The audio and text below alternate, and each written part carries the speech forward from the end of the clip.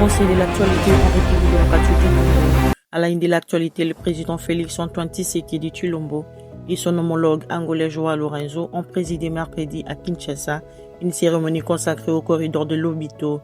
Cette rencontre intervient après un entretien en tête-à-tête de plus d'une heure entre les deux dirigeants, suivi d'une séance de travail élargie à leur délégation. La cérémonie a notamment été marquée par la signature de l'accord des concessions ferroviaires portant sur les tronçons congolais du corridor de Lobito. Long de 1445 km, cet axe stratégique doit relier Dilolo dans le Lualaba à Sakanya dans le Haut-Katanga, en passant notamment par Kolwezi, Tekil, Lubumbashi. Ces projets visent à faciliter les transports de minerais, à réduire les coûts logistiques, à fluidifier les échanges régionaux et à diversifier les marchandises acheminées. La concession ferroviaire est accordée pour des 30 ans.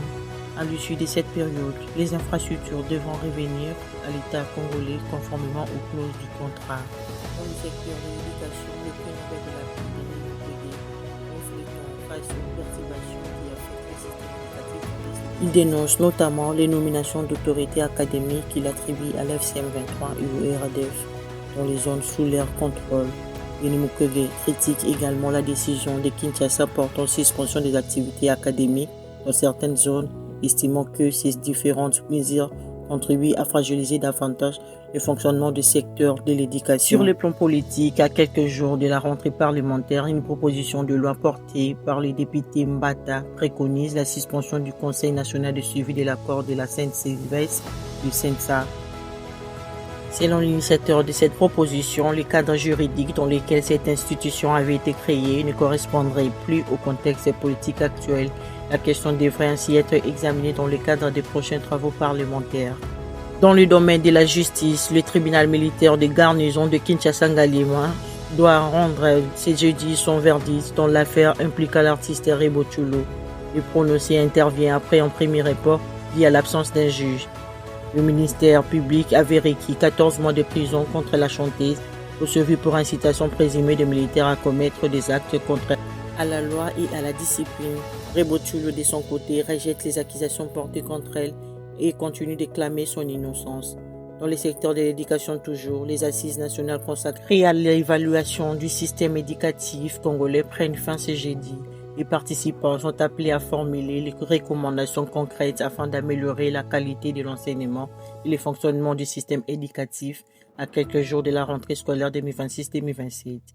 Sur le plan sportif, les Léopards de RDC affrontent ce jeudi l'Angola à Dakar pour leur première rencontre de la 4e fenêtre des éliminatoires de la Coupe du monde de basketball FIBA 2027.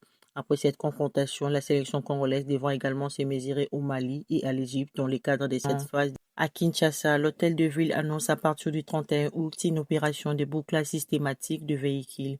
Cette opération vise à retirer la circulation de véhicules qui ne sont pas en règle, notamment ceux présentant un défaut de contrôle technique ou ne respectant les exigences administratives en vigueur. Notez également que le général Kabouik sera décoré ce jeudi 27 août par le président Félix Antoine Tshisekedi Tshilombo en reconnaissance de son engagement au service de la nation.